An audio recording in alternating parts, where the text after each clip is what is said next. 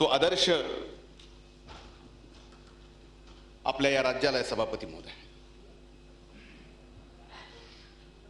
सभापती महोदय, लुटीमध्ये एका सुभेदारांनी सून भेट म्हणून आणली तर त्या सुनेला सुद्धा माता समजायचं हे छत्रपती शिवाजी महाराजांनी आपल्याला शिकवण या ठिकाणी घातलेली आहे. पण आज ज्या घटनेच्या बाबतीत आपण या ठिकाणी चर्चा करतोय, सभापती महोदय, या अगोदरही या राज्यात अशा पद्धतीच्या घटना घडल्या असतील, पण नगर जिल्ह्यातील कर्जत तालुक्यातील कापोर्डी या गावात जी घटना घडली,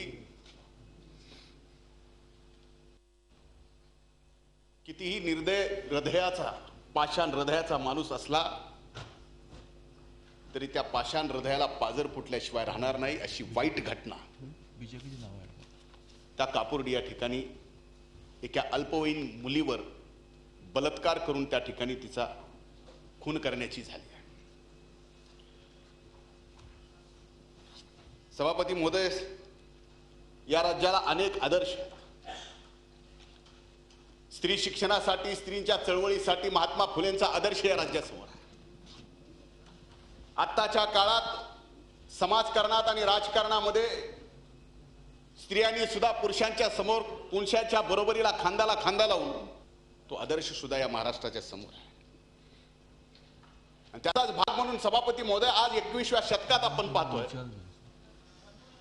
समाजकारण असो, राजकारण असो, कला असो, क्रीडा असो, प्रत्येक क्षेत्र घ्या, त्या क्षेत्रामध्ये पुरुषांच्या बरोबरीला नाही तर पुरुषांच्या एक पाऊल पुढं आज आमच्या भगिनी या ठिकाणी काम करताना आपण पाहतोय. पण सभापती महोदय, मागच्या काही काळात आणि परवाच्या या घटनेतून आज आमच्या भगिनींच्या तोंडातून ठाव या ठिकाणी ऐकायला मिळतो की आरक्षण नसलं तरी आम्हाला चालेल, पण संरक्षण द्या. कारण कापोर्डीची जी घटना घडली, ती घटना एवढी भयंकर आहे की त्या घटनेचा या ठिकाणी आज प्रत्येक जण दुजोरा देतो की कापोर्डीची घटना कशी घडली. तर दिल्लीमध्ये जे निर्भया हत्या प्रकरण झालं, बलात्काराचं प्रकरण झालं, त्याच बरोबरीने या ठिकाणी कापोर्डीचं सुद्धा हा बलात्कार आणि हत्याचं प्रकरण झालं. सभापती महोदय, पण निर्भया बलात्कार आणि हत्याकांडापेक्षाही भयंकर हत्याकांड आणि हे बलात्काराचं प्रकरण या ठिकाणी समोर येत आहे. सभापती महोदय, नगर जिल्ह्यातील कोपोर्डी नावाचं एक छोटंसं गाव आहे, ज्या गावात 1500 लोकवस्तीचं आहे. बुधवारी दिनांक 13 जुलै 2016च्या संध्याकाळच्या वेळेला या गावात जे काही घडलं ते संपूर्ण राज्याला नव्हे तर देशाला हादरून सोडणार. एक 9वीत शिकणारी, जेमतेम 15 वर्षाची, शिक्षणासोबत विभागीय पातळीवर कबड्डीपट्टू म्हणून नावलौकिक मिळवलेली ती मुलगी आपल्या आजोबाच्या घरी मसाला आणि अंडी आणायला जाते काय, आणि परत येत असताना या 4 नराधमांनी तिची सायकल अडवून तिचा हात पकडून फरफडत, ज्याला आपण शेताचा बांध म्हणतो, त्या शेताच्या बांधाच्या चाऱ्यामध्ये घेऊन जायचं आणि तिच्यावर अमानुष बलात्कार करायचा प्रयत्न करायचा. सभापती महोदय, ही मुलगी सुद्धा तेवढीच खंबीर होती. कबड्डीपट्टू, त्यामुळे सभापती शेवटपर्यंत त्या 4 नराधमाचा बलात्कार करायचा प्रयत्न त्या मुलीने हाणून पाडायचा प्रयत्न केला. त्याच्यातच त्या मुलीचे दोन्ही हात मोडले, त्याच्यातच त्या दोन्ही मुलीचे पाय मोडले. सभापती महोदय, या 4 नराधमांनी बलात्कार कधी केला? ज्या वेळेस तिचं नरडं दाबून तिला बेशुद्ध केलं, ती बेशुद्ध झाली का मेली ही आजही सांगता येत नाही सभापती महोदय. कदाचित पोस्टमॉर्टम केलेला डॉक्टर सांगतील. माझं असं मत, ही घटना ऐकल्यानंतर की त्या 4 नराधमांनी तिचा जीव गेल्यानंतर तिच्यावरती बलात्कार केला. अशी घटना कधी घडली नाही. सबंध ओठापासून केस डोक्याचे उपटले.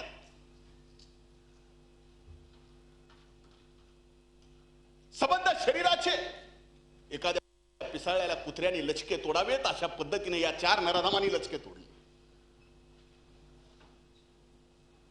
आणि एवढंच नाही तर त्या चारीत जीव गेला म्हणून परत 200 फुटावर जाऊन मेलेल्या या अल्पवयीन मुलीवर त्यांनी बलात्कार केला. सभापती महोदय, ही घटना घडली. ही घटना एवढ्या पुरतीच नाही, त्या 4 नराधमाची ही मजल झाली की त्या मायमाऊली लहान मुलीच्या वेगवेगळ्या ठिकाणावर माती दगड सभापती महोदय सहन नाही होत. कदाचित त्या प्रसंगी सरकार किंवा कुठलाही संवेदनशील माणूस जर असा हरामखोर कोण नराधाम समोर सापडला तर त्याचा नरडीचा घोट घेतल्याशिवाय कमी करणार नाही. एवढी भयंकर घटना. आणि सभापती महोदय, हे जे 4 गुन्हेगार आहेत, या 4ही गुन्हेगाराच्या बाबतीमध्ये अगोदरची पार्श्वभूमी आणि ती पार्श्वभूमी सुद्धा अतिशय गंभीर आहे. 2015 मध्ये याच कुटुंबातील एका धनराज नावाच्या व्यक्तीचा खून झाला. आणि या घटनेत जे आरोपी आहेत त्याच कुटुंबातले लोकांनी या मुलीच्या कुटुंबातल्या व्यक्तीचा खून केला. पण सभापती महोदय, ते प्रकरण दडपून टाकलं.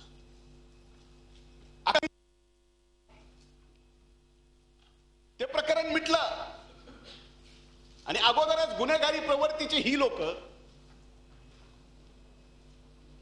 पुन्हा गुन्हेगारी करायला सुसाट झाली. आणि त्यांनी ज्या पद्धतीने हा गुन्हा केला आहे, सभापती महोदय, 13 तारखेला मी आज जे बोलतोय अतिशय जबाबदारीपूर्वक बोलतोय सभापती महोदय. मी त्या घटनेच्या ठिकाणी जाऊन आलो.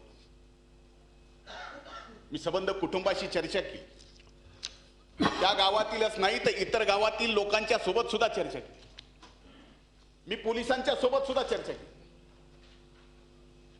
सभापती महोदय, ती घटना 13 तारखेला संध्याकाळी 6:45-7च्या दरम्यान झाली असेल. घटना झाल्यानंतर ज्यावेळेस फिर्याद दिली गेली, ती फिर्याद नोंदवून घ्यायला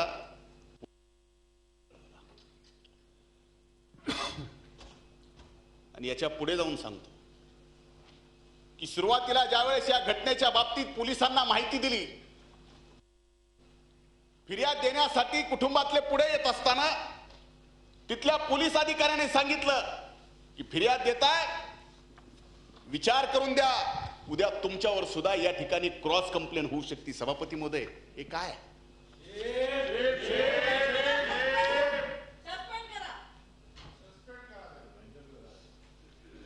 एक निर्भयाच्या बलात्कार आणि हत्याच्या प्रकरणानंतर या देशाने सुप्रीम कोर्टाच्या मार्गदर्शनाखाली एक कायदा तयार केला. त्या कायद्याचं पालन आपलं राज्य नाही तर संबंध देश पालन करतो. कुठल्याही मुलीचा, कुठल्याही महिलेचा पोलीस स्टेशनला साधा अर्ज आला, तो विनयभंगाचा असला तरी तात्काळ नोंद घ्यावी, FIR फाडावी आणि त्याचा तपास त्या क्षणापासून चालू करावा.